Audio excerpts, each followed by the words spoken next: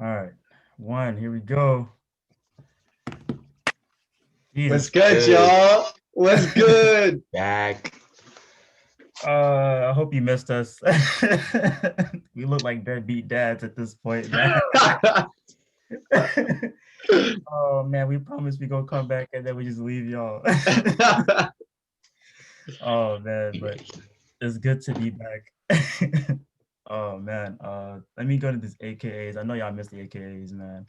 This, I go by the name of Jude, aka JK, aka J Swish, aka The Praise, aka I Flick 'em Up, Flick It Up, aka Jude and Lauded, aka the habitual line stepper, aka Young Alkiji, aka the number one brand on Ingram stand, aka Club Rona veteran, aka three-time NBA champ. You know what I'm saying? Working on the three-peat with the Lakers.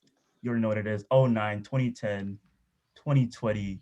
I've seen it all. I wasn't there for the three-peat. I'm here, but I'm here with the 2020 Lakers. You know what I'm saying? Working the three-peat, aka Judicus, aka Wop Scout, aka I don't do the jewel, but I act the fool with the mouse cut tool, aka I'm not from here. I just get it done here. Show. What's good, y'all? Hold on. Let me get my AKs. All right. What's good, y'all? It's Rin, aka One Take Drake, aka Punjabi Montana, aka Mr. Beater Doonies Down, aka DJ Ballad, not to be confused with DJ Khaled, aka Do Say Demolisher, aka Regiment. I get the Franklins for playing with us.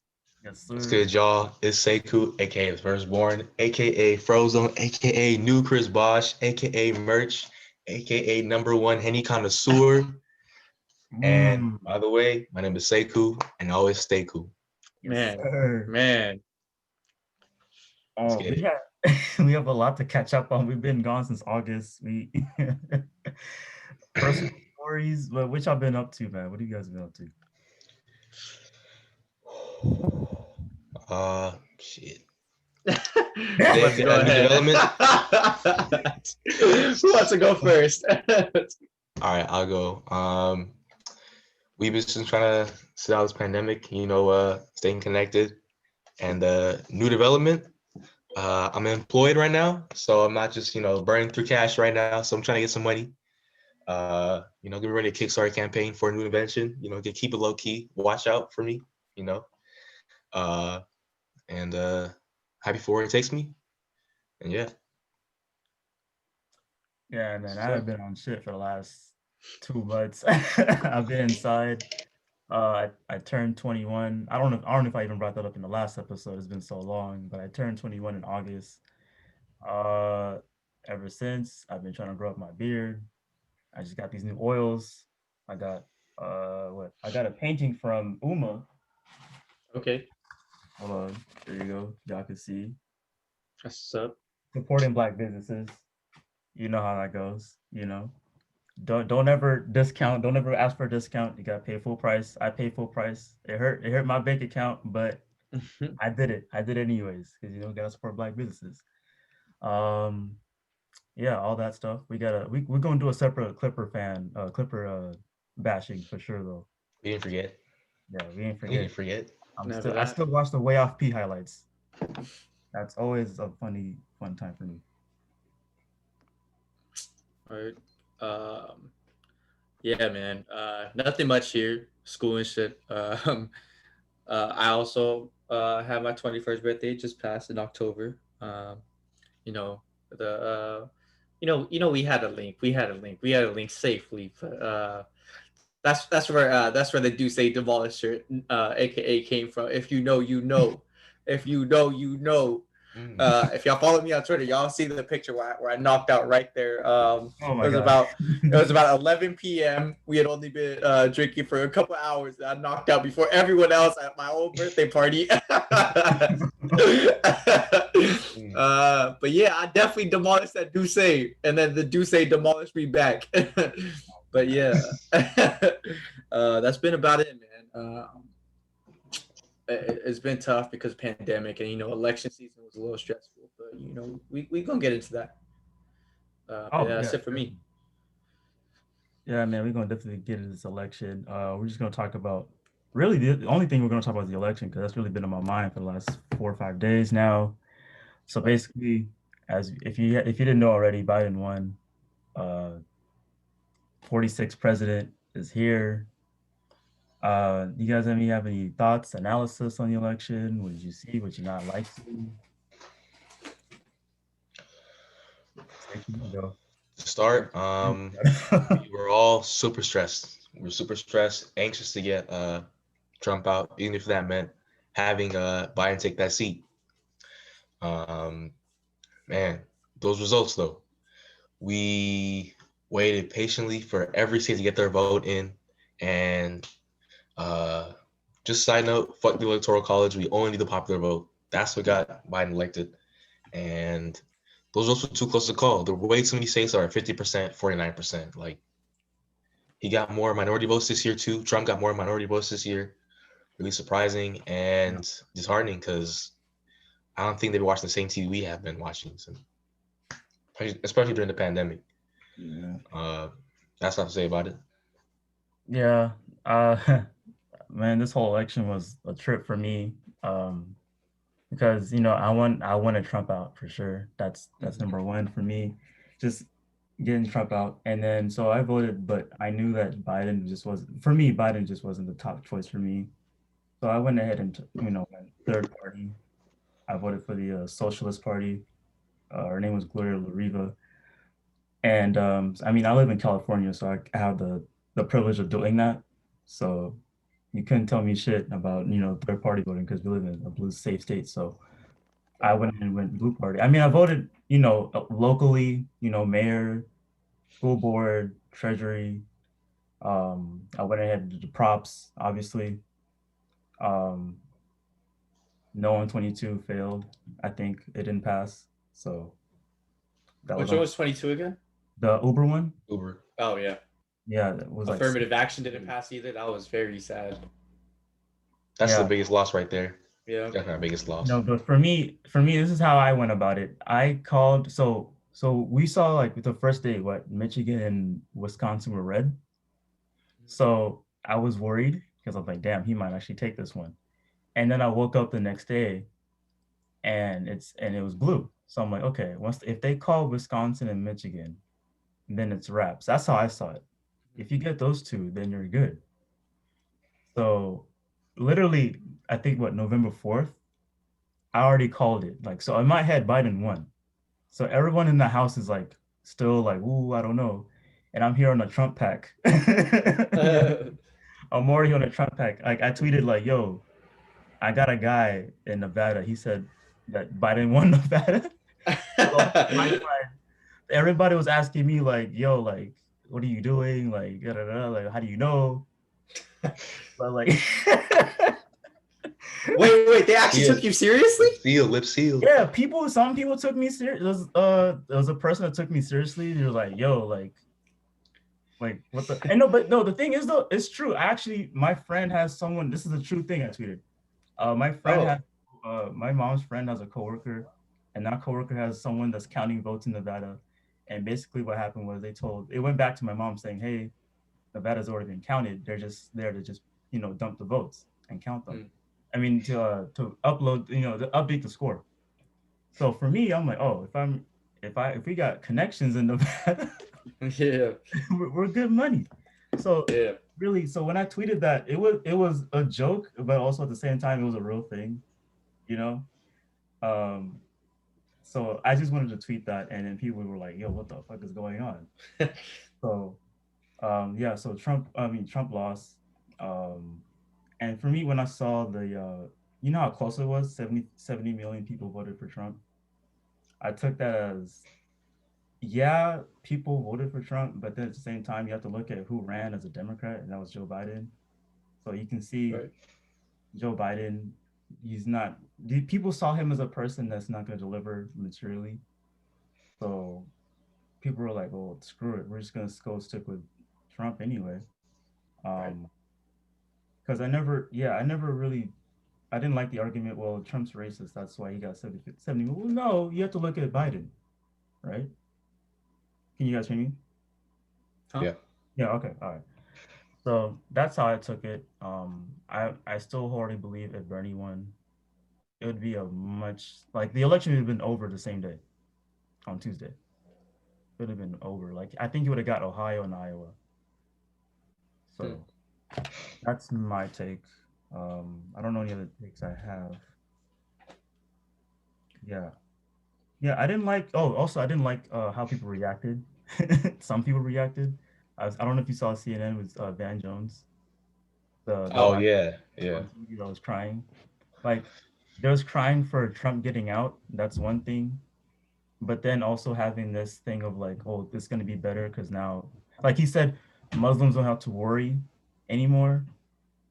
Or just like, well, Muslims abroad don't really have that that same grace as maybe Muslims here. And even you can even argue Muslims here in America. I don't think much has changed. No, No, a lot has changed for sure. but it's That was the only valid point I think I could take away from what he said was okay. because okay, so from 2015, because y'all know my research project is on Muslims shit. Oh, for sure. Yeah, you can talk about So that. Go ahead. 2015, 2015 was the highest reported Muslim hate incidents ever, Mm, more okay. than the year of 9/11. Damn. So, and that was like mainly because of Trump. Mhm. So, and I think every year after that has been around 2001's numbers. But yeah, so like under Obama, the Muslim hate crimes went way down. I think that hate rhetoric was still there for sure. Mm, But in terms of like something tangible, I mhm. mean, we all know this. Like Trump excites white supremacy. Right. It's always been there, but he just brings it out even more. Mhm. So that I think really that was the only valid point that that what was his name again? Van Jones Van or something. Jones. Yeah, I think that was the only valid point that he made. I watched a couple of seconds and I was like, this is fucking corny, and so I turned it off. Yeah, I couldn't. Yeah, I couldn't do it. Yeah, I But then watched. you also made a good point about like for Muslims abroad, nothing has fucking changed because Right. Biden's still gonna fight these forever wars with Muslim countries. So like while it may have changed for Muslim immigrants here, nothing's changed Mhm. abroad. We're still gonna fucking treat Muslims terribly. Yeah. Biden's known for that. Mhm. Like I give ban like okay, the Muslim ban may be removed. Mm-hmm. That's a good thing. But yeah, just abroad. I think my main point is like more like abroad. It's like yeah, I don't know Right. if they can have that same feeling of Yeah. safety. Like there's always that joke of like yeah, this time we got a new president, so this time it's gonna be dropped by like a woman. Yeah. Yeah. We're gonna be bombed by Exactly. a woman this time, or we're gonna Yeah. be bombed by a black man. It's all better now. It's like oh, that same kind of joke like oh Kamala's gonna drop bombs on us this time. Right. You know what I mean? Like I've seen jokes like yeah like Libya like it's a picture of like Libyan men I think. And it's like these people just standing around waiting who's gonna take over and start bombing them next. It's like damn that's Fuck. sad, but Yeah. that's the truth. I don't know if I have any other takes. Um, yeah, I had to stay away from the celebration. I couldn't even watch the speech, the Biden, and I couldn't stick around for that. So, Right. yeah, but yeah, that's enough on that's my take and my analysis on whatever's been going on. Yeah. I think my main takeaway was just that Biden didn't win this race. It's Trump lost this race. You know, because we've talked about this before, but Biden has nothing redeemable about himself. Nothing about Biden excites people to go vote. It's literally just the fear of Trump. I honestly think any other election cycle, even though the DNC has crazy amounts of power, they would have supported Biden anyways. I think Bernie Mhm. could have beat through it any other against anybody else if Trump wasn't on the Republican side. Like say if Mitt Romney was the incumbent or something, or like a like a John McCain Republican or some shit like that. If it wasn't a right wing populist at the helm of the Republican Party, Joe Biden would not have won the primary for the Democratic side because the only thing that drives people to vote for him is because he's a familiar face and people think that he's safe. Um, that's really the only thing. I don't see any other reason that people have to vote for Biden, except for like, oh, he's not a socialist, but people call him a socialist anyways, so whatever. All the same attacks that they used on Biden, they used on Bernie as well. Everything that they said, like the reasons why they shouldn't run Bernie, Trump attacked Biden in the same way. So it's ridiculous. The arguments don't stand up. And another takeaway that I had was so I saw this infographic. I think it was Democratic Socialists of America posted it, and it was charting Medicare for all, and like how Democrats voted on it, right? And so all of the Democrats that wanted Medicare for all, that campaigned on Medicare for all, won. All of them won their districts, even if they were in a red district. That's insane. The polling numbers were like +6 for Republicans, and a lot of them, and Democrats still won because of Medicare for all. Whereas the Democrats that didn't run on Medicare for all, almost all of them lost, if not all of them. I'd have to fact check that or something, but I'm pretty sure all of them lost. And that's insane to hear. Like, you see, what was the old boy's name? Ed Markey or whatever. When he ran against the Kennedy, the dude in the Kennedy family. Yeah. So Kennedy was running on a centrist platform, and Markey wasn't really that popular, but he adopted popular platforms, even though he was an unpopular incumbent, and that's why Kennedy ran. But he adopted popular platforms like Medicare for All and Green New Deal, and he won in a landslide. So, like, if that's not a sign that progressivism works, then I don't know what it's like. And then even in Florida, so Florida, the federal minimum wage passed with 70% plus approval. I believe it might have been high 60s maybe. But Biden distanced himself from that in his campaigning in Florida. So Biden lost Florida by a large margin, even though the $15 minimum wage passed by a large margin. So, and like people think of like Florida as being like anti-socialist or like super hard capitalist because there's a large Cuban population there, right? But this same Cuban population voted for the $15 minimum wage. They just didn't vote for Biden because he distanced himself from that. Progressive values win. People hear free healthcare, they hear raising wages, and you might see some people like hating on it, but for the most part, a lot of people agree on it. And so I think it's just, while in the numbers, it doesn't seem like a win for progressives because, you know, the Senate and House, like the numbers weren't too great for Democrats all around. And like we didn't secure the majority that we should have easily secured on both ends. I do think it's hopeful for progressives within the Democratic Party, and like people should take this as a sign that they should run on more progressive platforms. That was just my whole takeaway. And then also Georgia turning blue was huge. Yeah, so shout out Georgia. I saw a tweet from a person from Atlanta, and he's noticed that he actually predicted it from the get-go, like way before, like back in like April or back in early 2020, he was like, Georgia's gonna go blue. And he showed like it's been I don't remember how he explained it, but basically he showed like a GIF of this map of Georgia from 2010 until now. It's been slowly progressing towards blue. I forget why. I want to say it's more POC in that area, more Black people in that area, but I'm not too sure.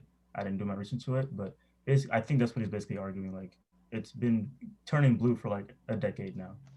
And we can also thank, you know, people like Stacey Abrams and local organizers that went out there and tried to get people to vote.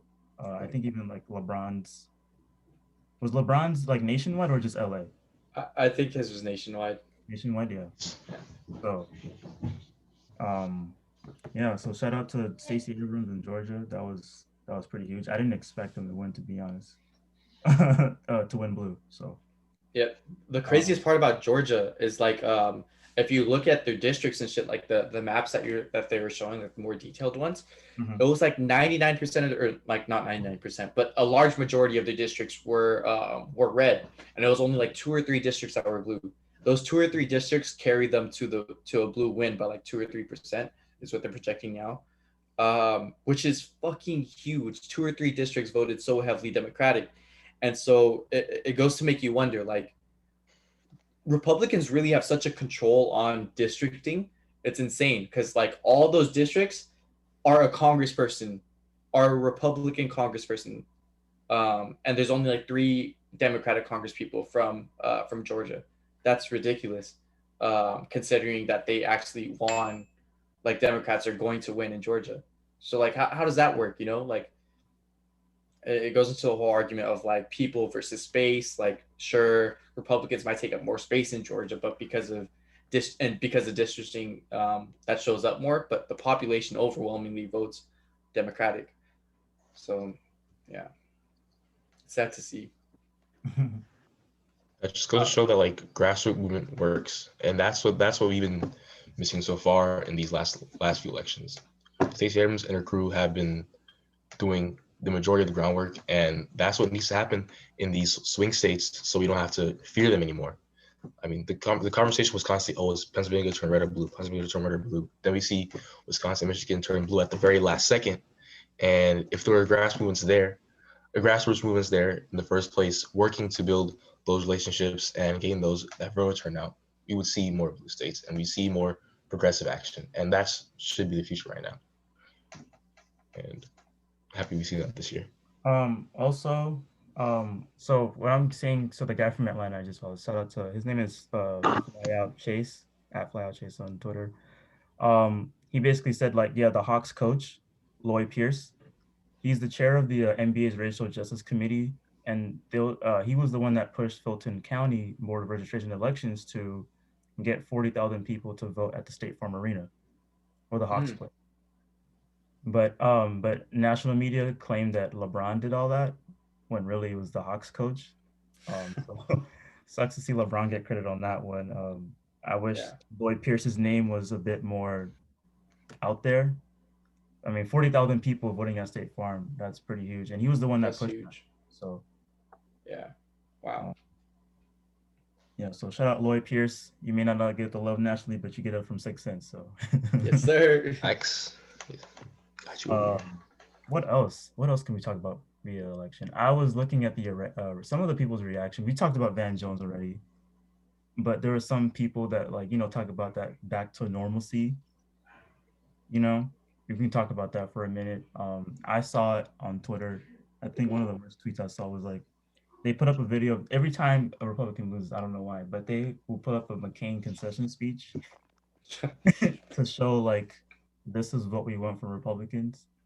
So it's like, it'll say, this is the difference between a Trump supporter or a Trump politician and a sane Republican, when it really absolves them from what they do on a policy standpoint, So that was my critique. I was just saying, like, on Twitter, I responded to this person. The guy went viral, but so he couldn't see my tweet. But I was just saying, like, yo, I quoted it and said, like, yo, like, there's no such thing as a sane Republican. McCain was the one that was really pro-war.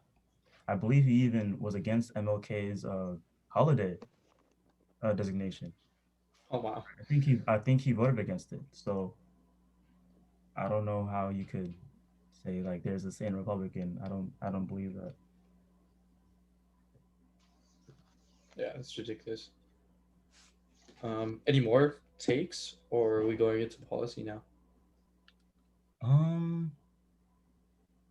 Man, I don't trust polls. Huh? Oh, don't trust the polls.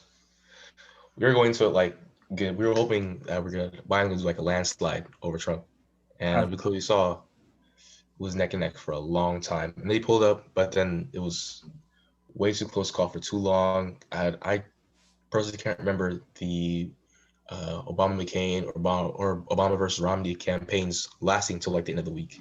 We always knew by like the end of the day or the morning after. Yeah. That just shows that mail-in voting is important, and don't trust the damn polls, because year in, year out, we keep thinking that they're going to work, and once again, voters prove them wrong. Mm-hmm.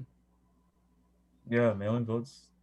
Yeah, mail-in votes are key, dude. And it's funny because Trump was the one that was like was telling his base don't vote by mail, and then once the mail-in ballots come in, it's pretty much damn near all Democrat Party votes. Yeah. And he turns around acting surprised, like, oh my God, how could it be so pro-Biden? When it's like, you told your base not to go vote via mail. You told them all to go in person. So as much as I hate Trump, I do low-key feel like that was calculated.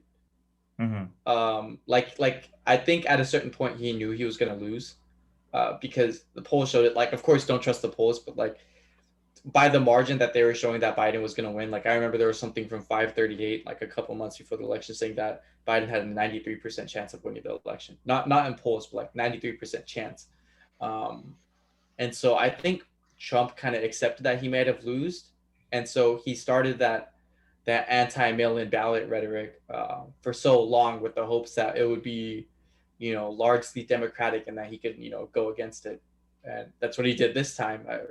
I feel like, and it just resulted in a failed coup do a coup on the U.S. as if he's not already president, which is interesting. That was really interesting to me because Trump tried to do in the U.S. what the U.S. does to everyone else in Central America, which is a little wild to see. Yeah. And actually, really funny to see. I should have mentioned this earlier, but some countries in Africa recently had their own elections, and a president in Guinea was reappointed a new Supreme Court so he could run for a third term over the term limit, and already declared victory. Both candidates declared victory, and hearing my mom speak about it made me think like Trump's going to try something similar. So it's interesting to see Trump do that to his own country and fail, and it's hope he doesn't run again. So yeah. Well, I got a question for y'all.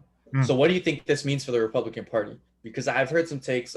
So from like Kyle Kalinske, he had to take that Republicans might just like split down in half, like have the the crazy Republicans like Trump and McConnell, and then like the sane Republicans, or like the people that they try to market as sane, like the Mitt Romneys and what's his name, Paul Ryan. I know they're not really serving in politics right now, but those are the ones that come to mind when I think of like a sane Republican. So he was kind of predicting that the party will split down in half and be kind of fractured. But I don't know. I personally think that they're going to stick to Trump's ways because they saw that as like a recipe for success. I think like in rhetoric, and like especially with Mitch McConnell, since he's involved in like the House stuff and the Senate stuff, so it's going to be a lot more political theater with Mitch. So I think with Mitch, rhetoric wise, you might see a lot more like Trumpian politics.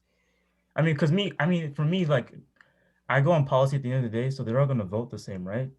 So that's how I see it. But I can definitely see how one can say like, yeah, Mitch might be on like the crazier side, because now I'm seeing like just now he did like, what was it? He denied Biden's election win.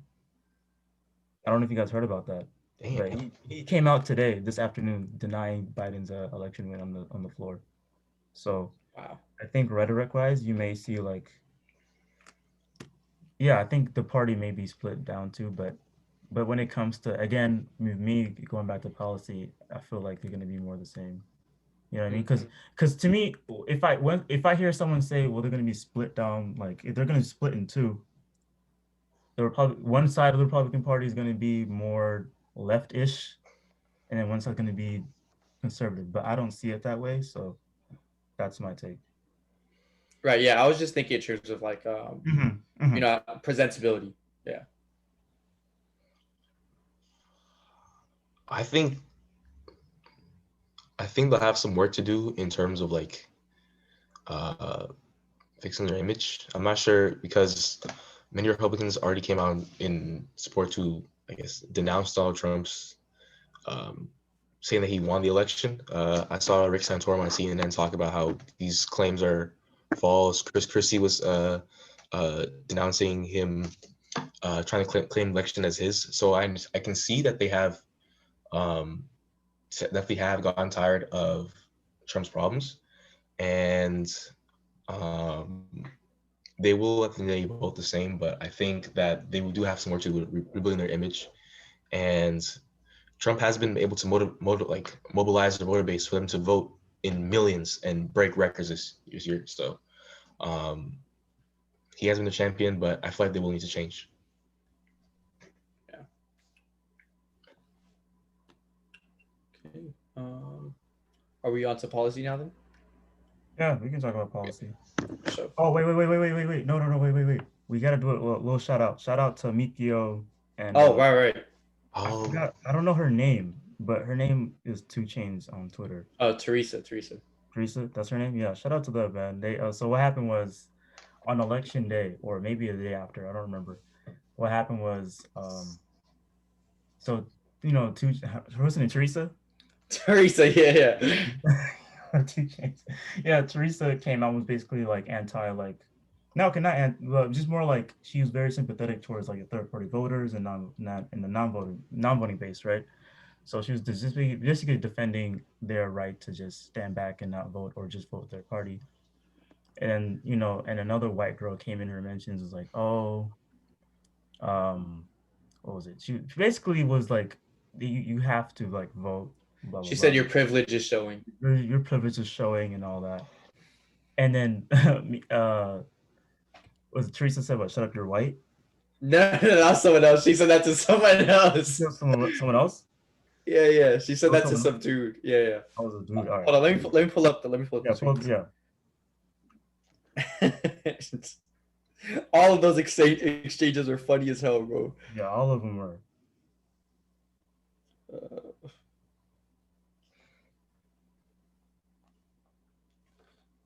Jeez.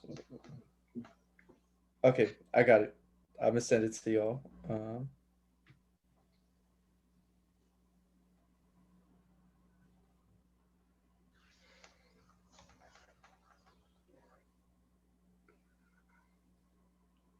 All right, bet. All right, so Oh yeah, that's the one. Yeah. So basically, Teresa said shaming people for not voting today isn't as progressive as you guys think. To which this girl named Catherine, white girl, I'm assuming she's white. If she's not, then she's white passing, which is basically the same thing in this context. um, she said, "You are privilege is showing." First off, you are privilege is showing. Oh, he did use the wrong UR. No. If you feel shamed into voting, that's because you should feel shame. Ignoring what's happening right now in front of us and still deciding not to vote is the most ignorant thing you can do. Vote. In all caps. Wow. Oh. Yeah, that was ridiculous. To assume that someone has privilege for not voting is just obscene. Like, I'm not gonna speak for Teresa, but like, just people use that as such a blanket statement to say that someone is privileged. Like, for example, like people will say that someone is privileged for not voting when most of the people not voting that I've seen at least are Black folks and survivors. So in those two contexts, survivors, you're gonna tell a survivor that you should ignore your trauma and vote for an abuser. That's ridiculous. Or you're going to tell a Black person that they shouldn't be disillusioned by a system that's where both parties have significantly held them back and not given them proper reparations for years upon years. That's ridiculous. So like, where the fuck is your argument? Like, you're going to say, okay, you're going to tell a Black person to vote for everyone else, right? And that would make sense if it was the case that Black people had a party that like had their best interests in mind at all, like ever. So yeah, that was just ridiculous to me. But yeah, you could carry on with Mikio and everything. Yeah. So, so that was Catherine, whatever her name. Yeah, I don't know, Catherine. Catherine. But Teresa, she's been at it all day on election day, and one of them she told like shut up, you're white, and that was like I was like, man, she's been on it today, bro. Like she had time that day, and then there was Mikio, as well. Mikio caught this girl in 4K. Basically, let me see if I can find it. Okay. Here we go. Yeah, same person responding to Catherine. So Mikio quote tweeted Catherine the same tweet that Ren just recited, and had all these screenshots of Catherine saying the N word. Caught her in 4K basically. That, I mean, that was just probably the funniest time I had. One of the funnest times I had on the timeline for sure. Here, I just sent it in the chat. The Mikio's tweet. Like, yeah, please shut your white mouth. This is exactly what she said. And this is to a white person. So yeah, to a white person, to a white guy. What? Check the OTF chat with Mikio's tweet. Yeah, I'm looking at it right now. Okay. Yeah, Mikio hit her with the this you. Defeated bar, by the way. Okay. About those. Does someone want to recite what the screenshot said for the audience that is unable to see? Yeah, Catherine Kidd said, I'm a ratchet nigga, hashtag YOLO, Hashtag YOLO. June 8th, 2012. Another one, nah, nigga, your advice went all wrong. Another one, so if didn't know, now you know, nigga. It was so forced. It was so forced every single time. Uh, Oh, and then, she came back with an apology, like, yo, that was 2012 me. I'm still embarrassed by it. I've always been vocal about mistakes and that. I would never be that person today. This was when I was also ignorant. If that was your purpose of showing these tweets, I don't use that language anymore. And then Mikio ends it with, I don't care, heart emoji. I don't care. Oh man, that had me weak. I don't care the heart emoji. and then homegirl said told Teresa uh don't talk about performative activism because Teresa was like limiting your civic engagement to a few Instagram story posts as performative activism, just talking about like the mannerisms of vote shamers. I'm assuming that Catherine is the same way. So she said, "Girl, do not talk about performative activism when you asked me to sign your volunteer hours." Like, what the fuck does that have to do with anything? Yeah, I don't know what that. I don't know. Why? That shit did not make any sense to me. So yeah, Catherine was just looking like a fucking fool on the timeline for everybody to see. So that was hilarious. Oh, Man, it's really beautiful whenever Ivy Twitter gets together to make fun of these vote shamers. yeah. I've seen Mikio do it. I've seen that what's her name, Low Breezy Vert or whatever. I've seen them do it. I've seen Mikey do it a few times. It's always fun. It's always entertaining. See, this is why, and this is exactly why I don't follow anybody that I know. I quit that. Like, especially on Twitter. Instagram is a little different because it's all about like, it's the highlight reel, right? So you want Right. people to see your shit. But Twitter, I know people get argumentative, especially with SB people.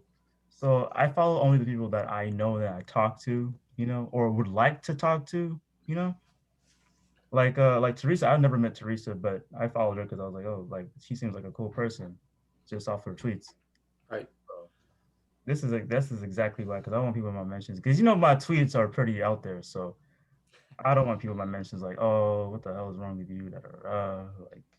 Like, and obviously you didn't do the reading, so I'm not even gonna talk to you. So, so yeah, we can move on to the next topic at hand. We can talk about Biden's plans and whatnot.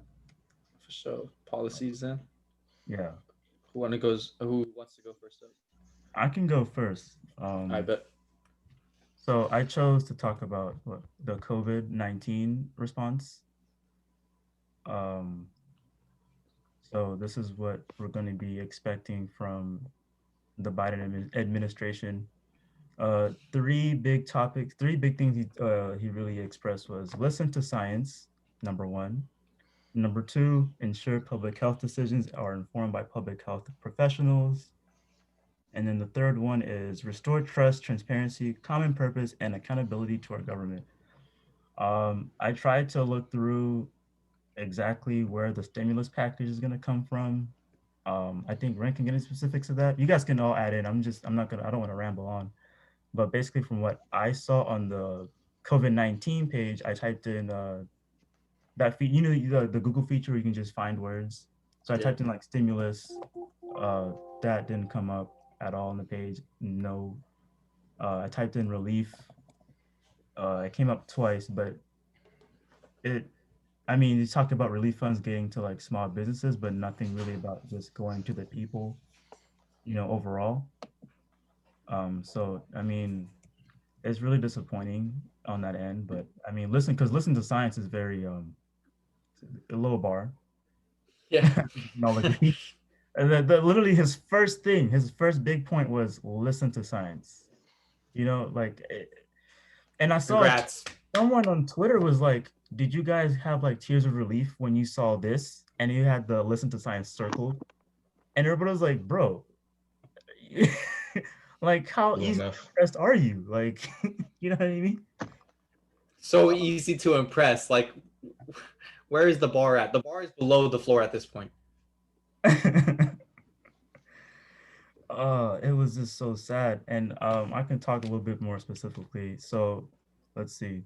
There's Oh a wait.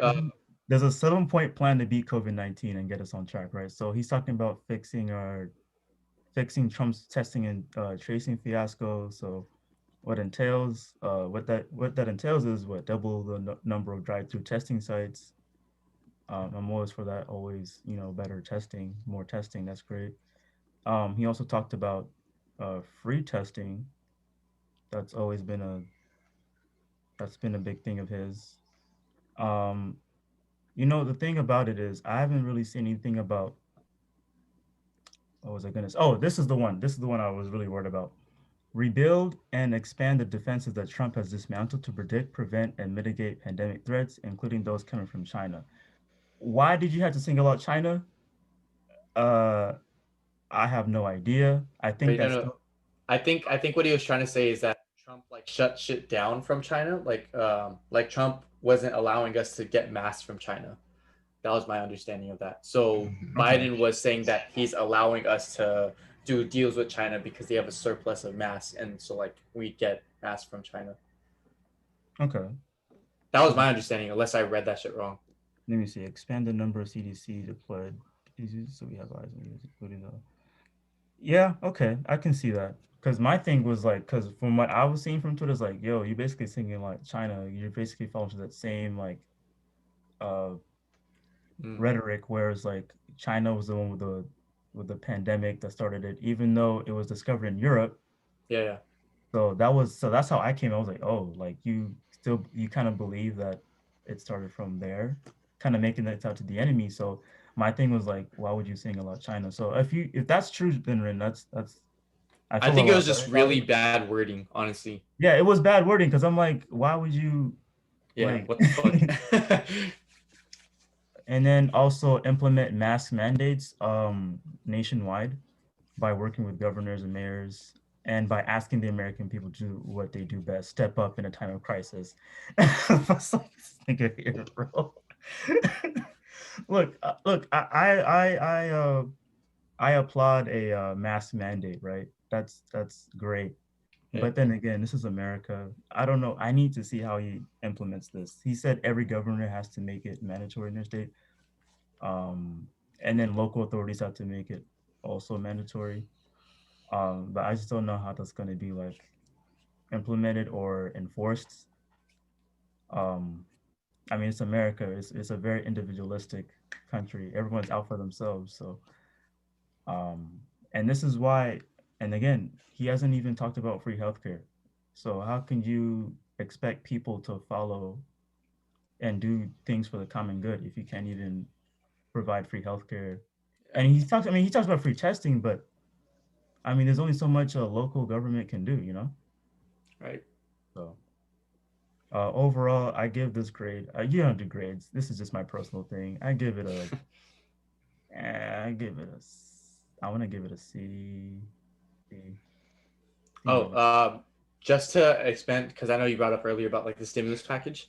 Uh-huh. So he's not offering a stimulus package. I like went through every single page that I could. I couldn't find anything about a stimulus package, but what I did find is something about employment insurance. So right now it's unemployment insurance, and he wants to rebrand it.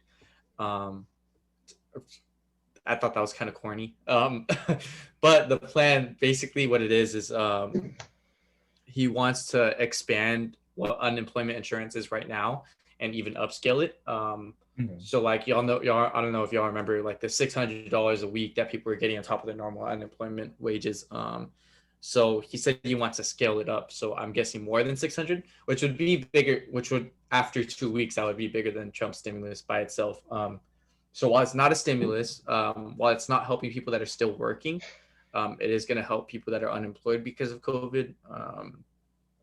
It'd just be interesting to see if he actually passes that, because we more than likely are going to have a Senate Republican majority, if not even.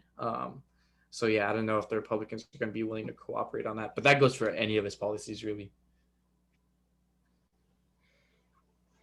Okay. Another way that Biden will be in the public eye will be how he interacts with abroad. And one way that he can score some points is by rejoining the World Health Organization and the Paris Agreement. And Trump made a big mistake by leaving the World Health Organization because U.S. really contributes a lot to, or really U.S. really contributes a lot to helping with virus eradication, and with the WHO's help, they've helped to like almost eradicate completely Ebola and chickenpox. And now that Biden's in office again, he can use uh, that diplomacy to rejoin the organization, and that's super helpful for other countries. And another way that Biden will help is, or try to, was immigration by allowing more. I can't even speak right now. Allowing people to get more visas, and while that might take away more skilled workers from third. It's not my day today. You're good. From third world countries, it doesn't allow for them to develop, and will make it even harder for them to pave the way for success here. And I do want to give him some credit on his immigration policy, because as long as there's no Muslim ban, Muslims can start to feel safe. But as you mentioned before, it still does not take into account the Muslims in the East. And Biden has to end this forever war with them as soon as possible, especially if he wants to champion Muslims now. And especially since crimes against Muslims have been going up, especially with the weird crisis still not resolved. Um, that's a big issue that he has to tackle. And um, so that's what I have for foreign policy right now. What was the biggest issue that he has to tackle? You said. I guess I think he said when Muslims are forever treated wars. nationwide. Oh, The okay. forever wars. Yeah. Yeah, yeah, that was a big thing because every time, and people, this is why, because people, it's all about substance, right? Like the media would attack Trump for the one good thing that he would do. Like he would try to say, okay, I'm pulling out troops out of Syria because there's no point, right? And then there's literally have Democrats that would say, oh my gosh, what are you doing? You have to stay there. What? So like the one good thing, we should actually push this man to actually get these guys out of there. And he was actually willing to do it. But then you guys would come around and say, well, we have to stay there. And that makes Trump look good. You know what I mean? Because he looks like the sane guy. Like we're all like, well, there's no reason for us to be there. I'm seeing even Ilhan Omar, surprisingly. I was looking up some tweets just to see like which Democrats, and I was like, Ilhan Omar was even against like, Syrian troops, US American troops getting out of Syria. And I was just like, I don't know why we're doing this. So and now look at Biden. Um I haven't looked at his donations, but I can guarantee you there's weapons contractors being funding his campaign. So when he says like when Seiko mentioned like, oh, we're gonna end it forever wars, I don't know how we can trust that knowing he has money getting from the weapons industry. So Yeah. yeah. I mean, I'm gonna pray that he's not lying. The chances are very slim. Yeah. Yeah. Especially since he has so many promises he wants to follow through on.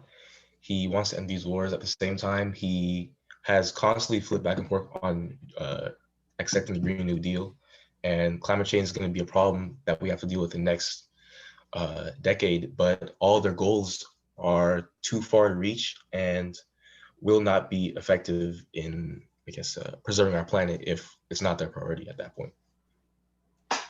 Wait, I just wanted to bring something up. This is like a massive rewind to the primaries. But do y'all remember when Andrew Yang said he was asked about climate change, and they asked him what his solution was, and he was like, "It's too late. We need to start getting to high ground." Like, what the fuck? Y'all remember that? That was just ridiculous. That was like the weirdest answer I ever heard on a debate stage. Like, just give up on solving it. Like, at least Trump will deny that. Like, he'll try to deny that it's true, right? Andrew Yang is like, oh, it's true. We just have to avoid it by getting to high ground. That just sounded like a whole bunch of bullshit to me. People have the funniest responses to how they would solve, or at least help alleviate the problem of climate change. Like I remember Ben Shapiro had the funniest one. It's still the funniest one to me. He was like, "Yeah, the people in Florida that getting their home flooded, right? Well, the people who their homes are getting flooded in Florida. So what they should do is sell their homes." So I'm like, well, who the fuck are you gonna sell your home to? It's flooded. Okay. Who's buying that home? Oh my god. Like, I don't even know, bro. Oh, it's so fun. It's funny. Oh man. Anything else on foreign policy? Oh, AFRICOM, the military intervention in the U.S. that's spearheaded by the U.S. government. I don't think Biden spoke up about that at all. He said strengthen ties with African nations. It's Wait, very do you wanna speak on what that is? Because honestly, like yeah. I really don't know what that is. Yeah, so basically AFRICOM is basically this it's a full spectrum. Actually reading the website. Full spectrum combatant command. So it's responsible for like the U.S. Department of Defense operations and security operations exercises on the African continent. Um, Obviously that's pretty stupid because like I don't know why would you have a military presence on a different continent? That's not even attacking you. You know what I mean? Yeah, Like what? they've done nothing to you, and they do it in the name of like aid and like we just want to keep the peace, Yeah. but there's nothing peaceful about that. That's a waste of money as well. They're building infrastructure, military infrastructure in these African continents. None of that money is gonna go back, and is not invested in the community here in America that we desperately need. So that's basically what AFRICOM is. It's just military intervention, widespread. It's in the west and uh, east and north as well. I don't know about south. Mm. Um, yep. Um, they became fully operational under Obama back in 2008. So Obama, I don't know what. Hmm, I don't know. Hmm. Oh no, October. That's Bush, I guess, because November 2008. So Oh yeah. I guess Bush. But then Obama didn't do anything to stop any of that stuff. Right. So frustrating. Yeah. There was also that point I saw in foreign policy where it was like make strengthen ties with Central America, which really just means um like send more Americans to Central America. Maybe plan another coup or two. Y'all know how American imperialism works. They just send people there so that they can plan new coups and strengthen their world power.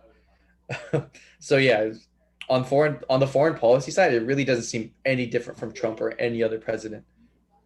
So Yeah, I mean, he talks about the Iran deal.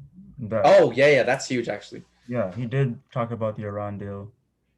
That was a big. That's probably one of the better things Mm-hmm. of that. But other than that, it's same old, same old. Yeah. So I think I'm gonna get into my policies then. So I want to talk about like gun policy. So I kind of honestly, I'm not gonna act like I'm a huge gun expert. Mm. I'm really not. But I thought his gun policy was really interesting, just because. Um,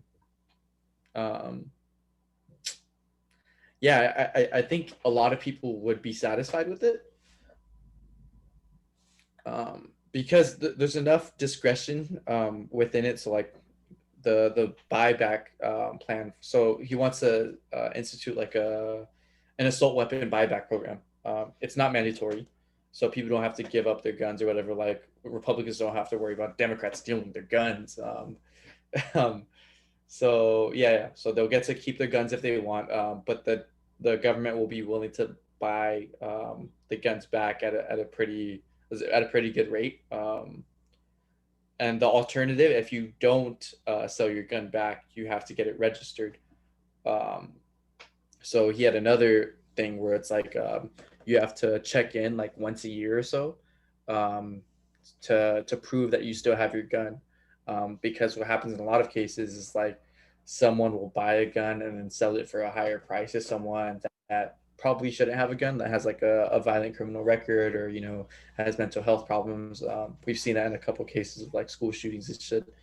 Um, and then that person will never report the gun as stolen. So this is kind of stopping that loophole, where you like at least once a year you have to check back in with your gun and prove that you still have it and that it's not stolen, or that you didn't sell it to someone without letting people know. So I thought that that was pretty important. He's banning new assault weapons from being sold, um, which I don't really have a problem with. Because there's already so many assault weapons on the streets that you can get an AR in Bakersfield, however you want, like. So it's really not too hard to find an assault weapon anywhere in the U.S. So yeah, I don't think it's too restrictive, but I think there's enough oversight to prevent at least mass shootings, like things that we know have caused mass shootings. He's also has this like corporate accountability thing where it's like he'll hold like big gun companies accountable if like they're breaking rules or something, or like trying to edge on rules, or like say if like their guns are being used a lot in mass shootings, they'll be held accountable for that. And like yeah, so I thought that even like radical leftists would like I wouldn't call myself a radical because I know that I still have to decolonize myself a fair bit. But I mean, I'm more towards the left, and I'm happy with it. I think we talked about it earlier. I don't think any of us have like a direct problem with it, but again, I don't think any of us are like gun experts, so it'd be kind of hard to find a direct issue that we have with it. And I don't see Republicans being too upset with this. Like, I don't see why they would be against like registering their gun or checking it with their gun once a year. And their guns aren't being taken away from them. At the most, they can't buy assault weapons, but most people are buying guns secondhand anyways, because it's usually cheaper that way, or you can find something better that way. But yeah, so that was kind of just my little spiel on gun policy. Um, yeah, I think that that was one of his few policy stances that I feel like was actually good, like solid all around.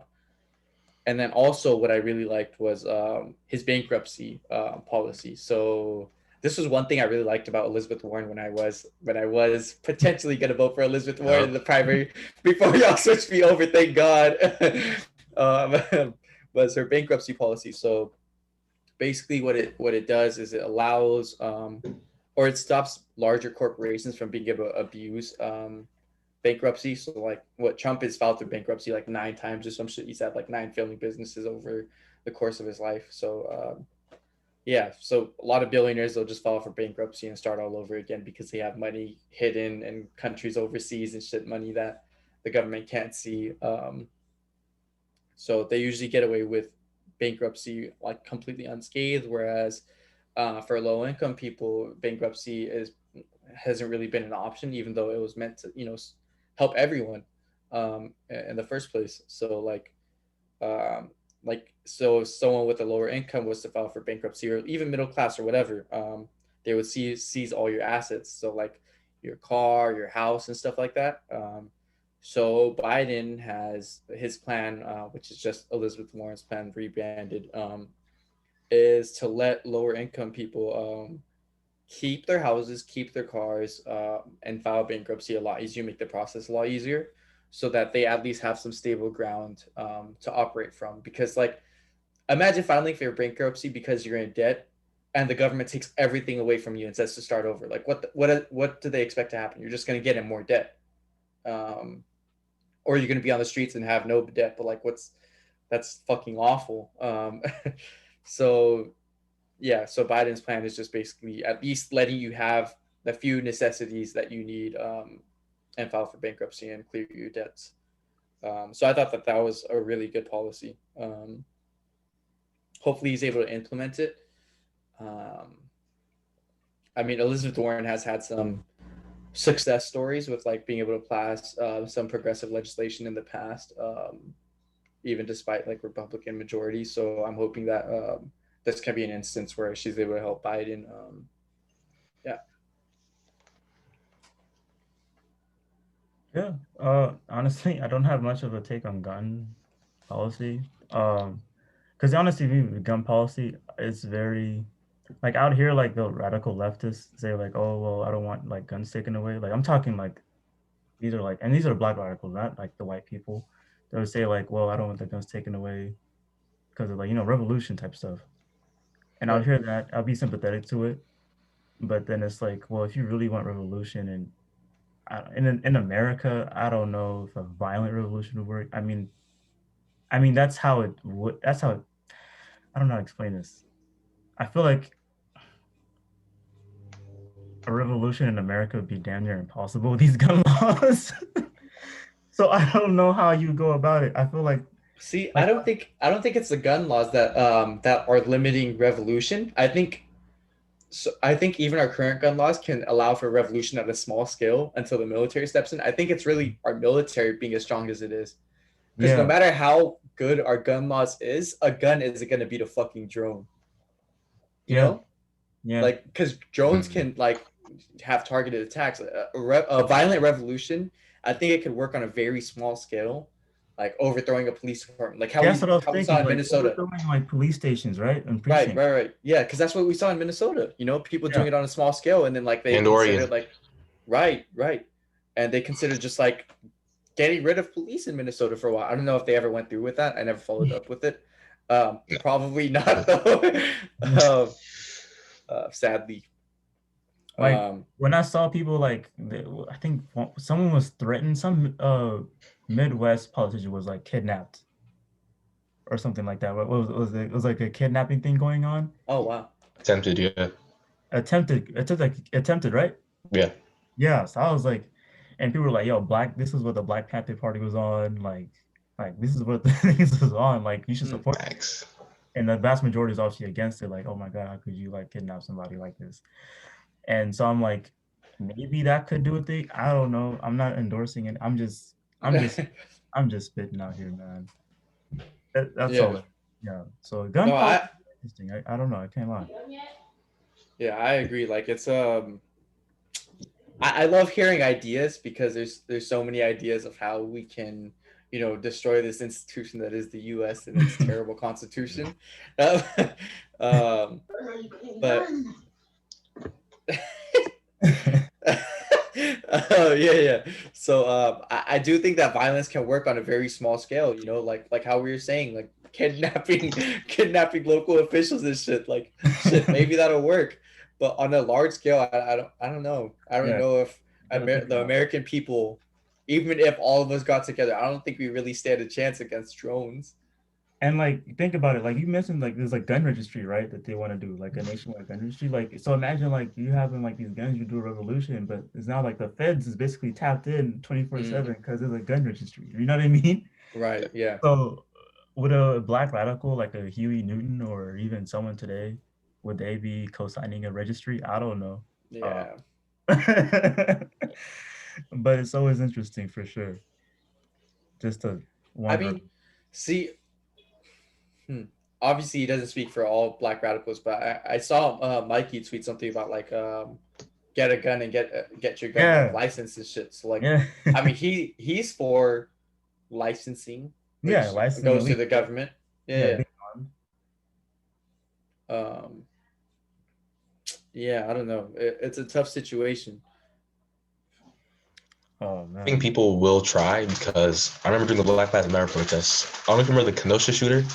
He shot some protests that he drove across state lines to do. And if he Mhm. has the balls to do that, and people who were brought automatic guns to protests for coronavirus and polling stations, like if enough people get together, they could do some damage. But and there's also military bases like all over the United States. There's one by UCSB, a bunch of Oh them. wow. You, Swear, I've never seen it. Oh wow. yeah, if you're driving down uh, one or I think it's on down Santa Barbara, Uh-huh. there's a launch station and Tesla's launched rockets from there and Huh. they're ready to go anywhere. Like I'm most surprised at how fast the military is able to mobilize and they have Yeah, basic. That yeah. that always scares me. Like they will just roll That's out frightening. tanks and bring out like troops by the thousands. Like yo, let me barricade myself somewhere. Mhm. I can talk about the Black agenda. You guys can all Right. pitch as well. The Black American Biden plan for Black America. Several points. Basically, overall, strengthen America's commitment to justice. Expand access to high quality education and tackle racial inequity in our education system. Address environmental justice. Make the right to vote and the right to equal protection for real. um, Make the right to vote and the right to equal protection real for African Americans. Advance economic mobility of African Americans and close the racial wealth and income gaps. Um, Honestly, one of the best ways he can really increase economic mobility is that increase the minimum wage, um, and get it to a living wage. That's one way to do it. Um, I can't think of any others off the top of my head, but there's some things I liked. Um, he's very business oriented, so it's a lot of like tax credits, and cut tax cuts for small businesses.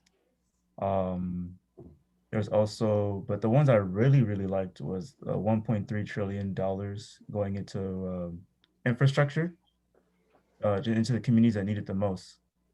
So 1.3 So trillion is not, it's did that one say specifically for Black communities, or was it just overall? it was in the Black American page. So I'd Okay. assume it's for Black America, right? So Okay, for that's low good. income communities, Baltimore, Detroit, Right. Louisiana, communities in Louisiana, things like that. So that was really big. I like that one a lot. He also talked about, let's see, I'm scrolling, it's a big, big page. Um, Looking after African Americans for, in terms of COVID, that was another big thing, reaching out to people that, that wouldn't have as much access as, people like me. I live in a suburban area, so I have access to a lot more things than a person than say a guy in a south side of Chicago, right? Right. So it's a lot of that type of policies in there. Um, what else? Also, I liked he mentioned in the for education, providing free universal pre-K for 3-year-olds and 4-year-olds. This was in the Black America plan, but I'm assuming it's for everybody. Yeah. But this would definitely help Black people. Obviously, when you're a single mom and you're trying to take care of your kid, I mean, last thing you want to do is like pay just to send your kid to a pre-K, Right. you know? Um, so this will definitely be great financially. We're also seeing student debt, African American student debt, also funding HBCUs $70 billion. So he'll be pouring in It's about time. $70 billion into HBCUs. Um, so that's pretty huge. I was looking at, what was it? Yeah, so student debt. So specifically student debt. Including in the COVID-19 response, this is what it says. An immediate cancellation of a minimum of 10K of federal student loan debt. Oh wow. And So that's irregardless of how much you make. I would assume so. Just Oh wow, this that's is this is good. just federal student loan debt, right? Um, Also, next bullet point under student debt, he was talking about forgiving all undergrad tuition-related federal student debt from 2 and 4 year public colleges for debt holders earning up to 125,000. I don't know if that's like, if you look at is it like a couple thing? Like you have like, you add the couples together. So it's like, you add your mom and your dad's income, and then I don't know how they're calculating all this. It doesn't really say. So like for Yeah. me, like I'm pretty sure my parents make over 125,000. Mhm. So I don't think I'll be even included in this. Mhm. You know? So that kind of worries me. I have to I have to ask and see how much they make, but hopefully I'm in that. Yeah, permitting the discharge of student loans in bankruptcy. So I guess that means like you can file for bankruptcy, right, for student loans. Is that what that means? Right. Uh, That's Mari. For those of y'all that don't know, Oh my gosh, I'm the in watchers, yeah, you are. All right, go on, go on. But yeah, so he said permitting the discharge of student loans in bankruptcy. So would that mean like if I'm reading this right, would that mean you can file for bankruptcy? That's huge because that's student loans are one of those things that like follow that are supposed to follow you for your whole life. So if you can file for bankruptcy, that'd be crazy. Yeah, that would be nice. Yeah. I haven't seen, let me type it in and see, but I haven't seen anything about legalizing marijuana when it comes to like that looks like it'll definitely be a state thing. Like state thing. Okay. Oregon and Colorado, I'm like leading the charge on that, and it doesn't look like it can like pass nationwide because Because I know Nixon, I was looking at Nixon's drug policy, and one of the biggest things he did was he made marijuana illegal like on a federal level, and then he also made it, he designated it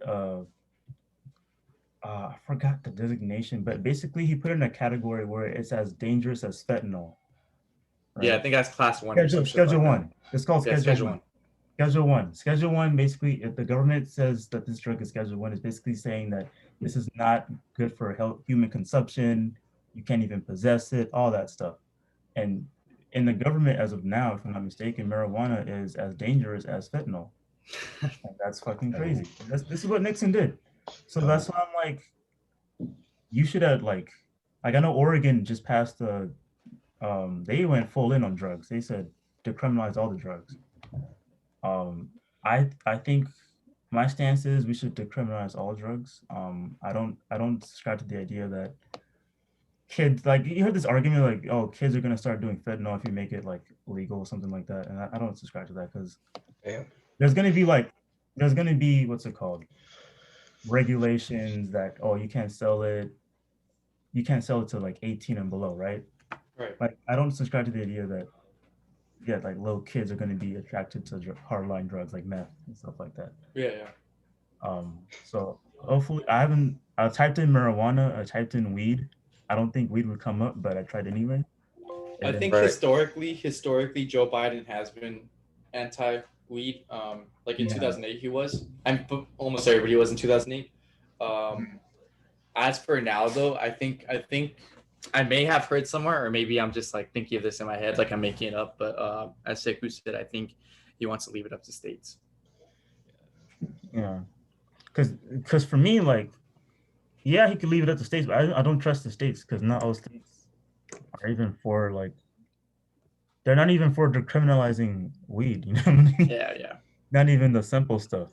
right. So Oh, I think we're a long way from decriminalizing all drugs. Like Oregon did it, yeah, but they're that's still true. it's That's still not legal. Like it's decriminalized, but it's still not legal. So like you still have to pay the $100 fine, and then you don't go to jail anymore. But yeah. so basically it's like subsidized therapy. So you pay $100 and they pay for your therapy and like what's that shit called, rehab. So that's huge. Yeah, But yeah, I he hope talks I about hope other country. I mean, I hope other states like follow their lead. Like hopefully California next time around is on the slate for that shit too. But yeah, he talks about ensuring access to safe drinking water for all communities, and I just I'm obviously thinking about Flint. Um, I can only hope that he delivers on that because I know yeah, Flint and also Louisiana also needs it as well. I know they're hurting water wise, and their pipes haven't their infrastructure. If you look at their water pipes, has not been upgraded in the last. I think it was 40 years. 40 years, if I'm not mistaken. Maybe I'm wrong. Maybe I'm not even talking about Ah, damn. maybe I'm talking about the wrong state here, but I saw a documentary BSU put on like 2 years ago. We're looking at Louisiana and their environmental justice and what they're doing, and the things that they go through environmentally is crazy. So Mm. I'd only hope that I was hoping to promise. One issue that I saw on Biden's plan for Black America was housing security, housing protections. Mhm. I don't know how he's gonna follow through on that with Harris on his team because she definitely oversaw the um, evictions of many residents here in Oakland and California as like the state prosecutor. Mhm. And usually when you're gonna fight that, you go to court, and it's hard to fight those. And if he can deliver on that housing security legislation, that can be a plus for Black people. But at the end of the day, it would be very hard to pass, and I don't think he would get the support for that. And I'm kind of worried that he promised this and then have people like get their hopes up and then try to support him again, and he's not going to follow through. As I said before, he's promised a lot, and I'm worried like how that's for him if he can like manage a second term also. Oh, I don't think he's going for a second term because Biden? yeah, I don't think he is because I remember him Oh, saying okay. something like he's running for president so that he can secure it for the Democrats of the future or something, like hinting at Buttigieg in 2024. This is kind of old. Oh, But, wow. yeah. I mean, I don't imagine that it'd be Buttigieg. It'd probably be Kamala before Buttigieg. But I really hope neither of them fucking get it and a progressive gets it. But yeah, he's gonna be what, like 80 something, 80. 82, I think, in 2024. Or am I tripping? He's 70. Like Either way, he's gonna be well past the.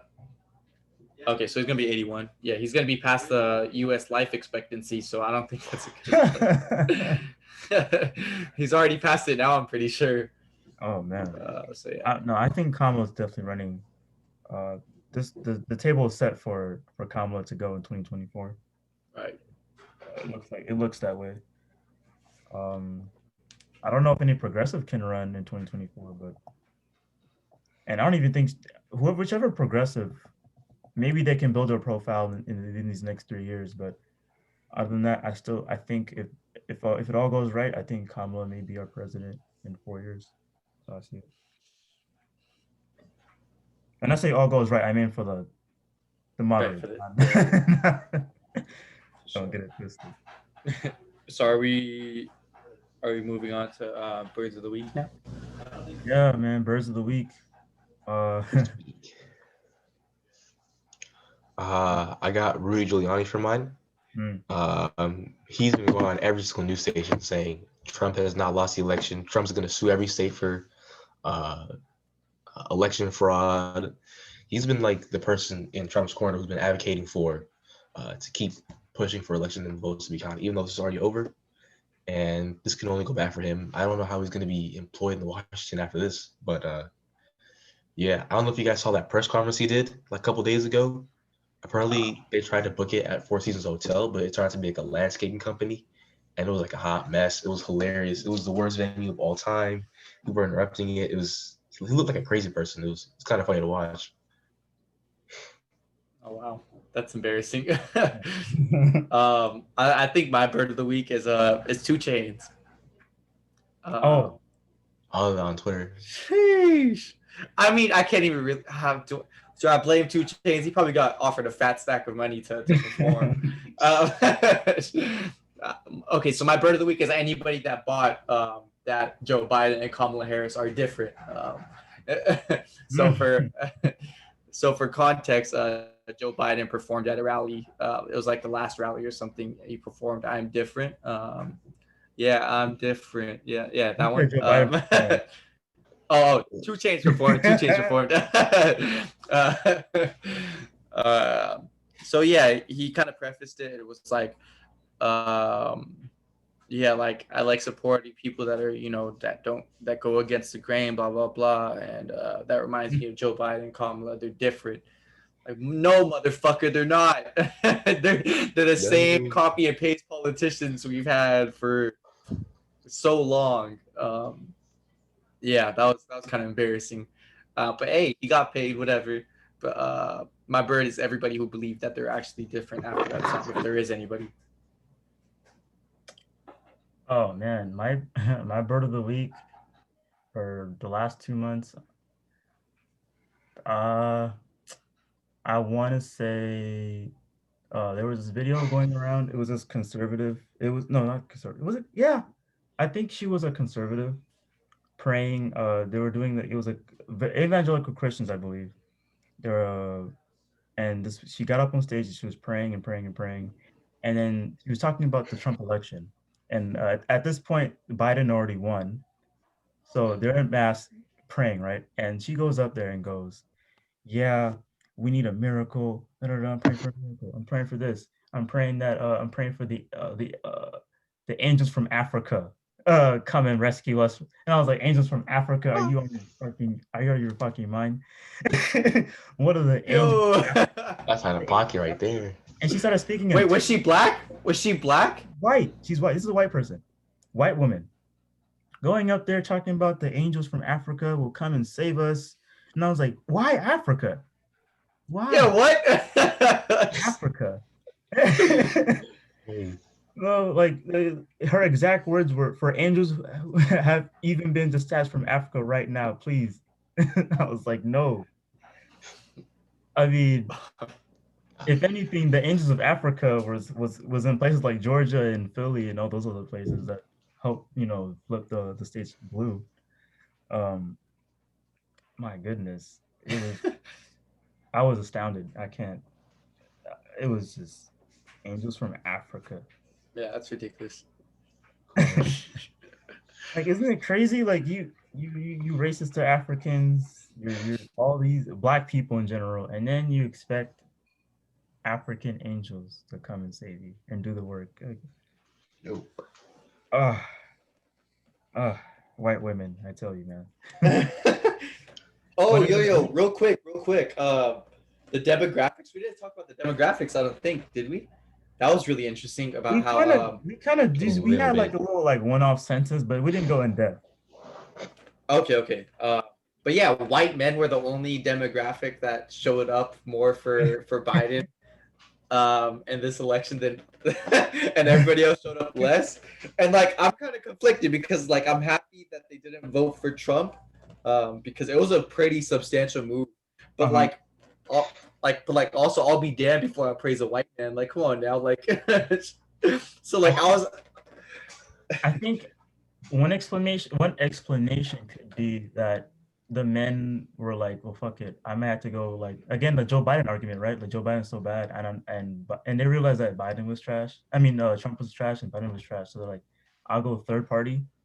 That's probably what happened. That's one explanation. I can't really tell you what else. But it was interesting because I didn't like, because a lot of people were saying black men increased their oh, yeah. support for Trump. It went from like what 8% to 16%, and then you see That's like a black women. It increased in black women as well. So I'm just like, why can't you go after white women? I don't know. That's like surface level. That's like some surface level analysis though. Like look at the reasons why. Right, exactly. Look at the reasons why. Right. It's not even necessarily that black people went to vote for Trump. It might have even been that black people didn't vote for Biden. That also affects percentages. Like, do Right, people not right. understand how percentages work? Yeah. Is that what's going on? So yeah. I think that might have been it, to be honest, because yeah. Oh, man. I think that's it. Special. We did an interview with Daily Nexus. Oh, So yep. Can't forget that. we've been doing that while we're gone. Daily Nexus hit us up during a hiatus, so we still got the juice. Yes, sir. Oh man. Now We we can got the have. audio file. We're gonna upload. So we're gonna upload this episode, and then we also have the Daily Nexus one coming out for you guys. We may do a Clippers one. We're talking about it. A Clippers joint, just 10 minutes, just bashing because we're Laker fans. Way Off P is still on my mind to this day. I think about him every day. I saw him propose actually. No, I didn't see him literally like, but he's on social media and he proposed to his stripper wife, and of course the jokes. You said it like I that. love how you had to add that in. I love how you had to add that You got in. trapped.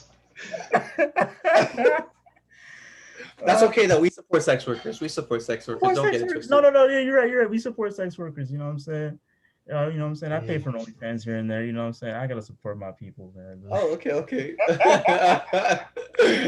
Okay, as you should, King. As you should, King. Yes, sir. Supporting sex workers, but yes. Paul George married and married his wife, and congrats. You know, he's still giving away a ring. You had that one cooking for a long ass Yeah, time. you were waiting on I know you did. that. You had to give away one more ring, man. But hey, congrats. Anything else before we leave? Oh, rest in peace, King Vaughn, man. Rest in Oh peace, yes. King Oh Vaughn. yeah. King Oh Vaughn. yeah. You just reminded me, man. You just reminded me with that stripper Oh. line that you said. Got a What? stripper bitch. She from Kankakee. Ah! Oh man, rest in peace, King Vaughn, man. I'ma really miss hearing Vaughn before every single song, man. Oh my god. I'm not gonna sit here and cap like like I knew him or like I listened to his music because the day he died, I had his album queued up in the morning. Yeah. And I was gonna listen to it in the morning, and then I went on social media and I was like, damn, I just had his album queued up. Yeah.